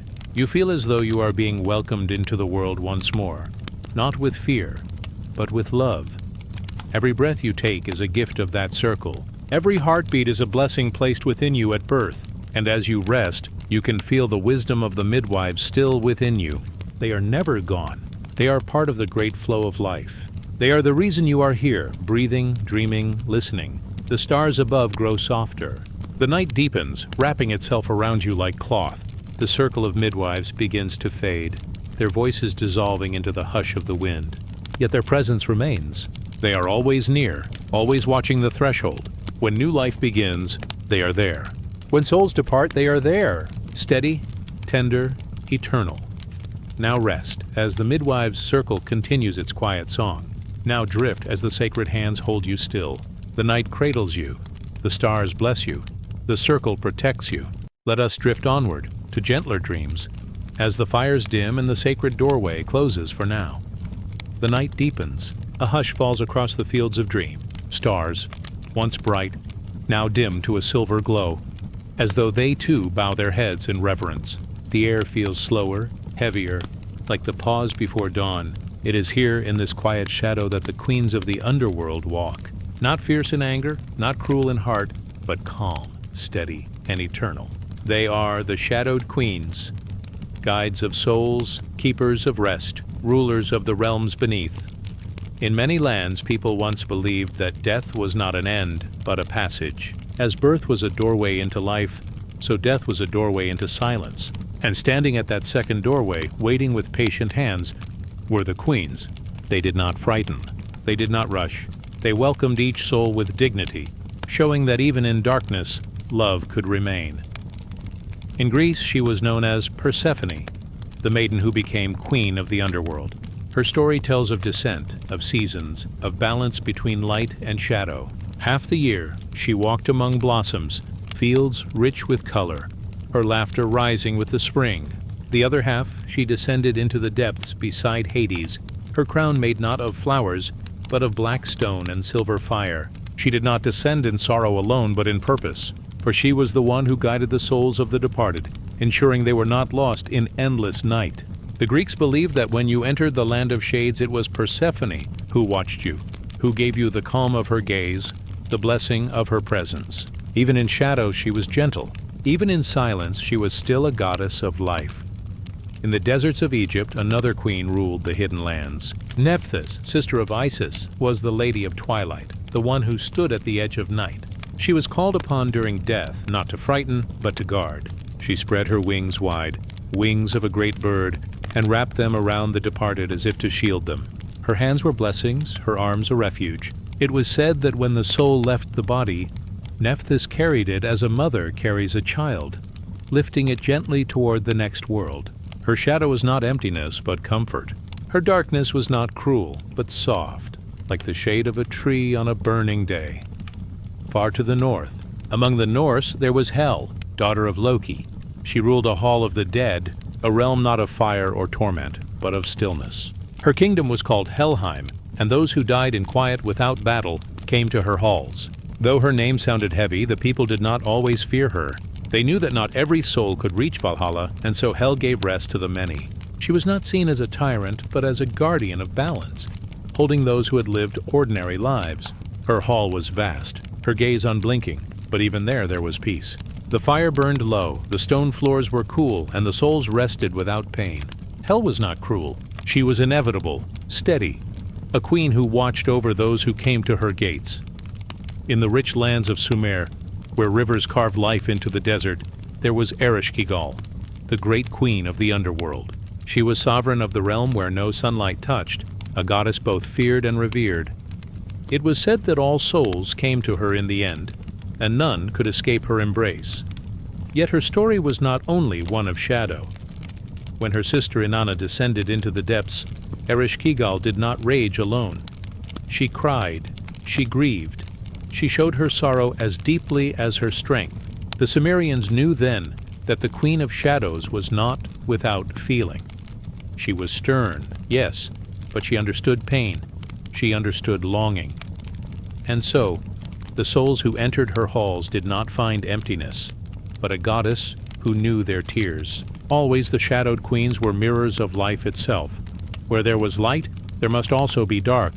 Where there was beginning, there must also be ending. Yet ending did not mean loss. It meant return, rest, and the closing of the circle. The queens stood at the final turning, hands outstretched, reminding each soul that they were not forgotten, not alone. Imagine yourself now walking through twilight fields. The air is cool. The ground beneath your feet is soft with fallen leaves. You hear no clamor, no cry, only the faint sound of water, a river flowing slowly in the distance. At the edge of the river, a figure waits. Her crown gleams faintly in the dim light. Her robe is long, flowing like smoke. Her eyes are kind, yet deep. She does not speak, but you understand. She is here to guide, not to frighten. She is here to lead you safely to the other shore. This is how the ancients saw their queens of shadow. Not monsters, not tyrants, but guides. They were the torchbearers in the dark. They were the voice that whispered, "Do not fear, you are safe, you are home." The queens were honored in secret rites. Offerings were laid at their shrines, pomegranates for Persephone, oil for Nephthys, bread and honey for Ereshkigal. Simple gifts, tokens of respect, ways of saying, "We remember you. Protect us in our time of need." In this way, the living bound themselves to the dead, weaving a bond that stretched across the veil. The ancients did not see death as exile. They saw it as return. The queens were there to hold that return, to keep it sacred. And so the people could rest, knowing that when their time came, they would not wander lost. They would be received. They would be seen. Even now, if you listen in dreams, you may feel their presence. Persephone walking through fields of shadow with a crown of stars. Nephthys spreading her dark wings, carrying a soul across the river. Hell standing at her quiet gates, steady as the stones. Ereshkigal sitting upon her throne, her gaze ancient, her heart still grieving, still knowing. They are not far. They are part of the same circle of life and death that enfolds us all. The night grows deeper still. The stars dim until only a faint silver remains. You feel a calmness, as though the weight of centuries rests gently on your chest. Not heavy, but steady. The shadowed queens walk beside you, each step a reminder that darkness is not the enemy of light. It is its companion. It is the place where rest is found, where silence cradles the soul. Now let yourself drift into that silence. There is no fear. There is no loss. Only rest. Only calm. Only the steady presence of the queens who keep watch. Close your eyes as they guide you, softly, into deeper sleep. The night is their gift, the stillness their blessing. Now rest as the shadowed queens return to their thrones. Now drift as the gates of the underworld close with gentleness, not with dread. The stars fade, the river hushes, the dream grows quiet. Let us drift onward, into sleep, as the shadowed queens keep watch over the silence of night. The night lies soft upon the earth. A silver hush covers the hills, the rivers, the quiet streets. Clouds drift slowly across the face of the moon, like veils pulled gently over a resting face. The stars shimmer faintly, as though whispering to one another in secret tones, their voices no louder than a breath. The world feels as if it pauses now, suspended in a dream. And in that stillness, an old truth rises, as old as the rivers, as old as the sky, that nothing truly ends, that every closing is a quiet opening, and every silence is only a waiting song. Many ancient stories spoke of circles, circles of sun rising and falling, circles of moon waxing and waning, circles of seasons, greening, withering, then greening again. And in these circles, divine women stood as keepers of return, as mothers of renewal. They held the threads of time not as straight lines, but as loops, curved and unbroken. They reminded all who listened that even the longest night gives way to dawn, and that even death itself is not a wall, but a turning. In Greece there was Persephone, queen of the underworld. Her descent was a symbol of death, of shadow, of endings.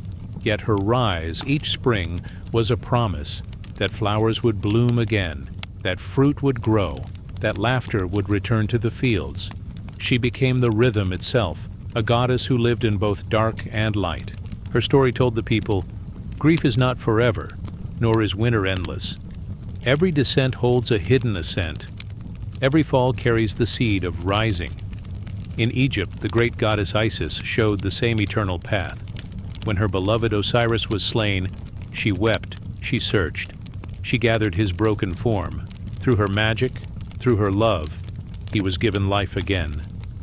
Not the same life, not the same breath, but a return into the other world, where he reigned as king of the dead.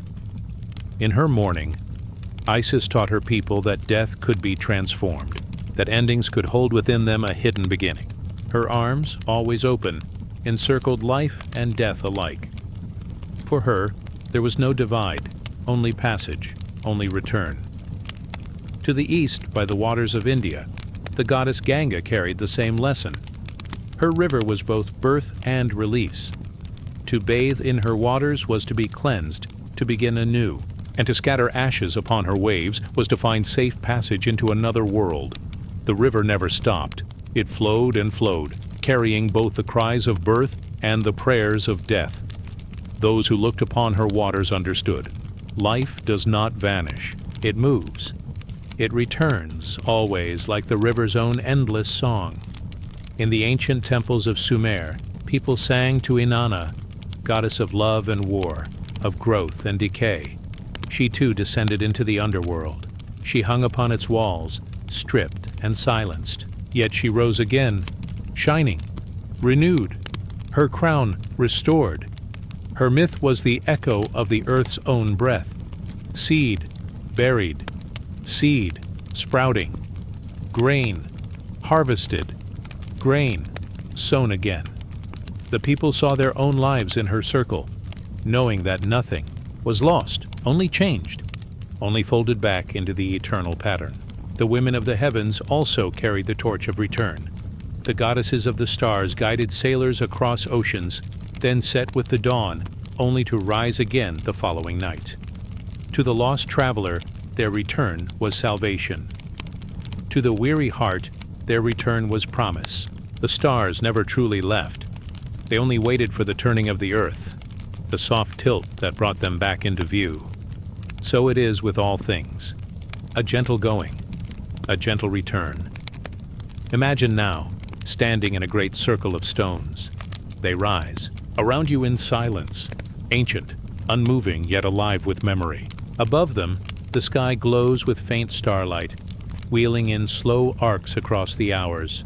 The circle beneath your feet feels steady, eternal, as though it has no beginning, no end.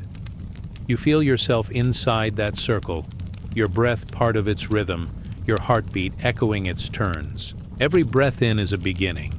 Every breath out is a release, and yet both belong to the same flow. This is the teaching of the eternal return, that life is never broken, never cut, but always whole. The ancients trusted in this cycle because they saw it everywhere. The tree loses its leaves, yet they return. The sun dips below the horizon, yet it rises. The tide withdraws, yet it comes again. And so too with the soul. To rest is not to vanish. To close the eyes is not to cease. It is to join the circle, to step into a rhythm that moves beyond sight, beyond fear. The goddesses whispered this truth gently. Rest, and you will rise. Fall, and you will be lifted. End, and you will begin again. Among the Celts, there was the goddess Danu, mother of rivers, mother of gods. Her waters gave life, and when they withdrew, they promised to rise again as rain. The cycle of water was her hymn. Cloud to river, river to sea, sea to cloud. Nothing lost, only changed. Her children learned to see themselves in her flow, never fearing the turning, for it was always return. To the Aztecs, the goddess Coatlicue bore both life and death in her womb. She wore a skirt of serpents, a symbol of cycles and renewal. From her came the birth of gods, and into her returned the fallen. Her very form showed that beginnings and endings were one. braided together like two strands of the same rope. And in every land, mothers, midwives, and priestesses echoed this sacred rhythm. They cradled new life in their hands, and they held the dying as they drifted away. They knew both moments were bound. Both were doorways. Both were passages into return. Their touch was gentle, their voices low, their presence a reminder that nothing leaves us forever. All belongs to the circle. The night deepens. Listen to the sound of your own breath. Each inhale rises like dawn. Each exhale falls like dusk. Yet the breath continues unbroken. So too do you. Your life, your spirit, your being, moving in circles, never severed, never lost. The eternal return is not a grand mystery to be solved. It is a lullaby. It is the slow rocking of the cradle, the turning of the seasons, the dance of stars above your resting eyes. The divine women of old knew this. They sang it into myths, wove it into stories, whispered it to the weary and the grieving.